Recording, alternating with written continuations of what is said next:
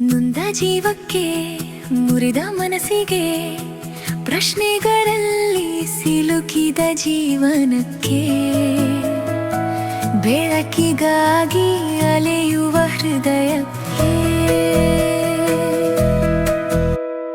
ಸತ್ಯವೇದದಿಂದ ಹೃದಯಕ್ಕೆ ಒಂದು ಮಾತು. ಆತ್ಮೀಯರೇ, ಮತ್ತೊಮ್ಮೆ ಹೃದಯಕ್ಕೊಂದು ಮಾತು ಕಾರ್ಯಕ್ರಮಕ್ಕೆ ಸ್ವಾಗತ.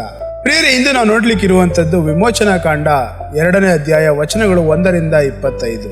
ನಿನ್ನೆ ನಾವು ವಿಮೋಚನಾ ಕಾಂಡದ 1ನೇ ಅಧ್ಯಾಯವನ್ನ ನೋಡಿದ್ದೇವೆ. ಇಸ್ರಾಯೇಲ್ಯರು ಐಗುಪ್ತದಲ್ಲಿ ದಾಸರಾಗಿದ್ದರು. ಫರೋವನು ಅವರ ಸಂಖ್ಯೆಯನ್ನು ನೋಡಿ ಭಯಪಟ್ಟನು, ಅವರನ್ನ ಕಠಿಣ ಕೆಲಸಕ್ಕೆ ಹಾಕಿದನು. ಕೊನೆಗೆ ಹುಟ್ಟುವ ಪ್ರತಿಯೊಂದು ಗಂಡು ಮಗುವನ್ನ ಕೊಲ್ಲಬೇಕೆಂದು ಆದೇಶಿಸಿದನು. ಮಾನವ ದೃಷ್ಟಿಯಿಂದ ನೋಡಿದರೆ ದೇವರ ಜನರ ಭವಿಷ್ಯವೇ ಅಪಾಯದಲ್ಲಿರುವಂತೆ ಕಾಣುತ್ತಿತ್ತು. ಆದರೆ ನಾವು ಸತ್ಯವೇದದಲ್ಲಿ ಮತ್ತೆ ಮತ್ತೆ ನೋಡುವ ಒಂದು ಆಳವಾದಂತ ಸತ್ಯ ಇದೆ. ಮನುಷ್ಯನು ಕತ್ತಲೆಯನ್ನ ಹೆಚ್ಚಿಸಲು ಪ್ರಯತ್ನಿಸಿದಾಗ ದೇವರು ತನ್ನ ಬೆಳಕನ್ನ ಸಿದ್ಧಪಡಿಸುತ್ತಿರುತ್ತಾರೆ. ಇಂದು ನಾವು ನೋಡುವ ಅಧ್ಯಾಯದಲ್ಲಿ ದೇವರು ಇಸ್ರಾಯೇಲ್ಯರನ್ನ ಬಿಡುಗಡೆ ಮಾಡಲು ಆಯ್ಕೆ ಮಾಡಿದ ವ್ಯಕ್ತಿಯ ಜನನವನ್ನ ನೋಡುತ್ತೇವೆ.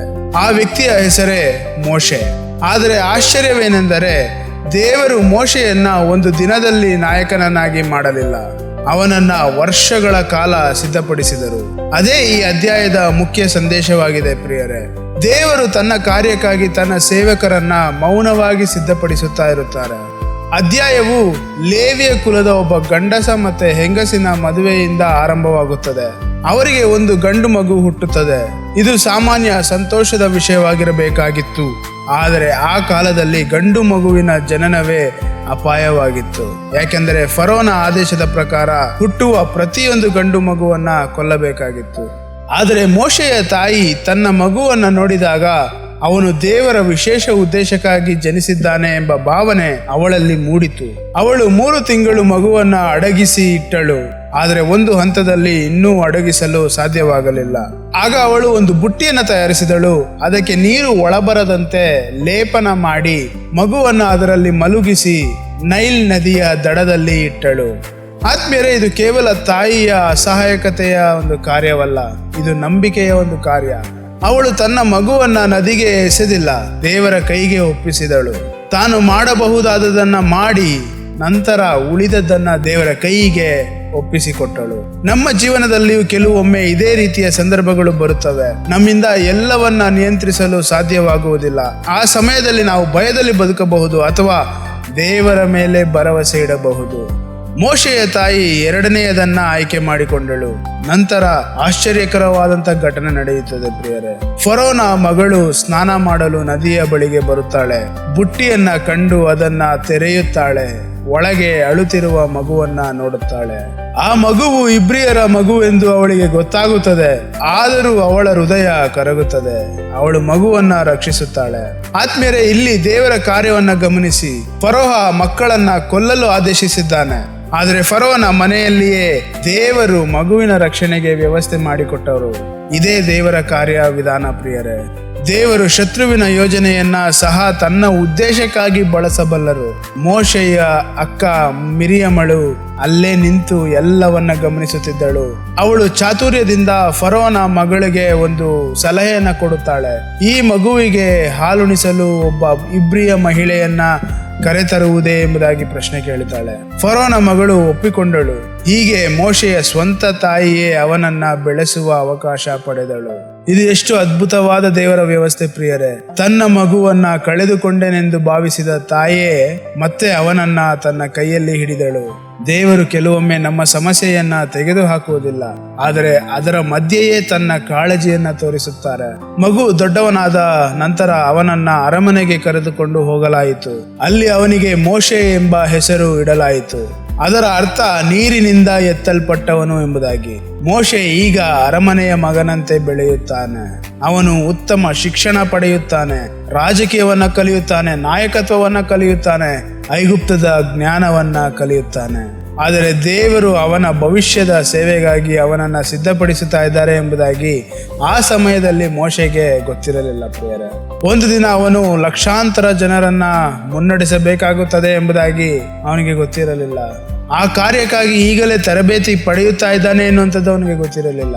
ಕೆಲವೊಮ್ಮೆ ನಮ್ಮ ಜೀವನದಲ್ಲಿಯೂ ದೇವರು ನಮ್ಮನ್ನು ನಾವು ಅರ್ಥ ಮಾಡಿಕೊಳ್ಳದ ರೀತಿಯಲ್ಲಿ ಸಿದ್ಧಪಡಿಸುತ್ತಿರುತ್ತಾರೆ. ನಾವು ಸಾಮಾನ್ಯ ಕೆಲಸವೆಂದು ಭಾವಿಸಿ ಅನುಭವಗಳನ್ನು ಪಡೆಯುತ್ತಿರಬಹುದು, ಆದರೆ ಭವಿಷ್ಯದಲ್ಲಿ ದೇವರ ಉದ್ದೇಶಕ್ಕೆ ಈ ಅನುಭವಗಳು ಅಗತ್ಯವಾಗಬಹುದು ಪ್ರಿಯರೇ. ನಂತರ ಕತೆ ಒಂದು ತಿರುವು ಪಡೆಯುತ್ತದೆ. ಒಂದು ದಿನ ಮೋಶೆ ತನ್ನ ಜನರ ಕಷ್ಟವನ್ನ ನೋಡಲು ಹೋಗುತ್ತಾನೆ. ಒಬ್ಬ ಐಗುಪ್ತನು ಒಬ್ಬ ಇಬ್ರಿಯನನ್ನ ಹೊಡೆಯುತ್ತಿರುವುದನ್ನ ಕಂಡನು. ಕೋಪಗೊಂಡು ಮೋಶೆ ಆ ಐಗುಪ್ತನನ್ನ ಕೊಂದು ಮರಳಿನಲ್ಲಿ ಮುಚ್ಚಿ ಹಾಕಿದನು. ಮೋಶೆಯ ಉದ್ದೇಶ ತನ್ನ ಜನರಿಗೆ ಸಹಾಯ ಮಾಡುವುದಾಗಿರಬಹುದು, ಆದರೆ ಅವನು ದೇವರ ಮಾರ್ಗವನ್ನು ಅನುಸರಿಸಲಿಲ್ಲ. ತನ್ನ ಶಕ್ತಿಯಿಂದ ಸಮಸ್ಯೆಯನ್ನ ಪರಿಹರಿಸಲು ಪ್ರಯತ್ನಿಸಿದನು. ಇಲ್ಲಿಯೇ ಅವನು ವಿಫಲನಾದನು. ಮುಂದಿನ ದಿನ ಈ ವಿಷಯ ಬಹಿರಂಗವಾಯಿತು. ಫರೋಹ ಮೋಶೆಯನ್ನ ಕೊಲ್ಲಲು ಹುಡುಕತೊಡಗಿದನು. ಆದ್ದರಿಂದ ಮೋಶೆ ಐಗುಪ್ತವನ್ನ ಬಿಟ್ಟು ಮೀದ್ಯಾನಿಗೆ ಓಡಿ ಹೋದನು. ನಿನ್ನೆ ಅರಮನೆಯ ರಾಜಕುಮಾರನಾಗಿದ್ದವನು ಇಂದು ಪರಾರಿಯಾದ ವ್ಯಕ್ತಿಯಾಗಿದ್ದಾನೆ. ಅವನ ಕನಸುಗಳು ಮುರಿದು ಹೋದಂತೆ ಕಾಣುತ್ತಿದೆ, ಆದರೆ ದೇವರ ಯೋಜನೆಯನ್ನ ಮುರಿದು ಹೋಗಿಲ್ಲ ಪ್ರಿಯರೇ. ಮೀದ್ಯಾನ್ನಲ್ಲಿ ಮೋಶೆ ಹೊಸ ಜೀವನವನ್ನು ಆರಂಭಿಸುತ್ತಾನೆ.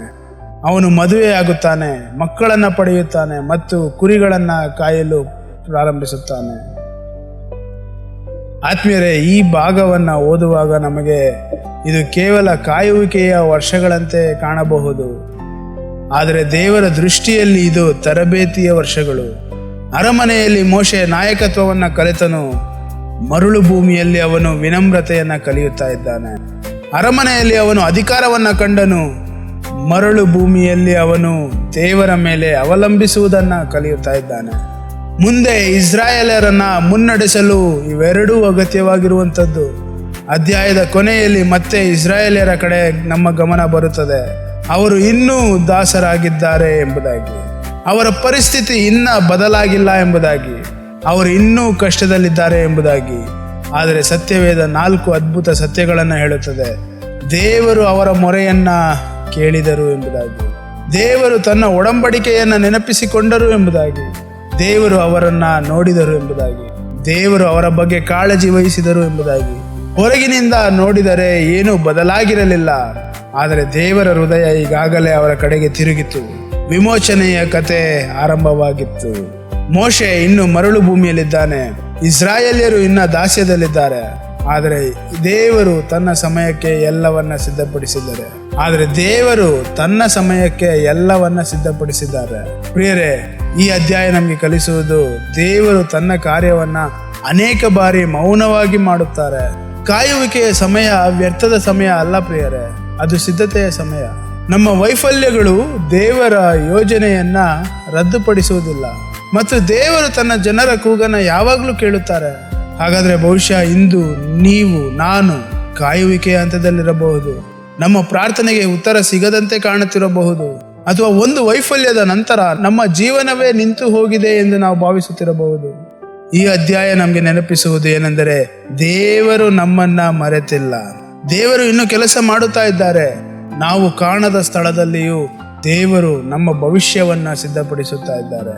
ಹಾಗಾದ್ರೆ ಇಂದಿನ ವಾಗ್ದಾನ, ದೇವರು ನಮ್ಮ ಕೂಗನ್ನ ಕೇಳುವಂತ ದೇವರಾಗಿದ್ದಾರೆ. ನಮ್ಮ ಕಣ್ಣೀರು ದೇವರಿಗೆ ಗೊತ್ತಿದೆ. ನಮ್ಮ ಪರಿಸ್ಥಿತಿಯು ದೇವರು ನೋಡುತ್ತಾ ಇದ್ದಾರೆ. ತಕ್ಕ ಸಮಯದಲ್ಲಿ ದೇವರು ಕಾರ್ಯವನ್ನ ನಿರ್ವಹಿಸುತ್ತಾರೆ. ಹಾಗಾದ್ರೆ ಇಂದು ನಾವು ಕೈಗೊಳ್ಳಬೇಕಾಗಿರುವಂತಹ ಆಜ್ಞೆ, ಕಾಯುವಿಕೆಯಲ್ಲಿಯೂ ನಾವು ದೇವರನ್ನ ನಂಬಬೇಕು ಪ್ರಿಯರೇ. ತುರ್ತು ನಿರ್ಧಾರಗಳನ್ನ ತೆಗೆದುಕೊಳ್ಳಬಾರದು. ನಮ್ಮ ಸಮಯವನ್ನ ದೇವರ ಕೈಗೆ ಒಪ್ಪಿಸಿಕೊಡಬೇಕು. ಯಾಕೆಂದ್ರೆ ದೇವರು ಆರಂಭಿಸಿದ ಕಾರ್ಯವನ್ನ ದೇವರೇ ಪೂರ್ಣಗೊಳಿಸುವಂತ ದೇವರಾಗಿದ್ದಾರೆ. ಹಾಗಾದ್ರೆ ಇಂದು ಇದು ನೆನಪಿಟ್ಟುಕೊಳ್ಳೋಣ. ಮೋಶೆ ಮರಳು ಭೂಮಿಯಲ್ಲಿ ಕುರಿಗಳನ್ನು ಕಾಯುತ್ತಿದ್ದನು. ತಾನು ಒಂದು ದಿನ ಇಸ್ರಾಯೇಲ್ಯರ ವಿಮೋಚಕನಾಗುವನೆಂದು ಅವನಿಗೆ ಗೊತ್ತಿರಲಿಲ್ಲ, ಆದರೆ ದೇವರಿಗೆ ಗೊತ್ತಿತ್ತು. ಇಂದು ನಾವು ಸಹ ಕಾಯುವಿಕೆಯ ಹಂತದಲ್ಲಿ ಇದ್ದೇವಾ? ಒಂದು ವೈಫಲ್ಯದ ನಂತರ ನಿಂತಿದ್ದೇವಾ? ಒಂದು ವಿಷಯವನ್ನ ನೆನಪಿಟ್ಟುಕೊಳ್ಳಬೇಕಾಗಿರುವಂಥದ್ದು ಪ್ರಿಯರೇ, ದೇವರು ನಮ್ಮನ್ನ ಕೈಬಿಟ್ಟಿಲ್ಲ. ದೇವರು ನಮ್ಮನ್ನ ಸಿದ್ಧಪಡಿಸುತ್ತಾ ಇದ್ದಾರೆ. ಮತ್ತೆ ಮುಂದಿನ ಸಂಚಿಕೆಯಲ್ಲಿ ಭೇಟಿಯಾಗೋಣ. ಅಲ್ಲಿವರೆಗೂ ದೇವರಿಗೋಸ್ಕರ ಕಾಯುವಂತ ಹೃದಯ ನಮ್ಮದಾಗಿರಲಿ.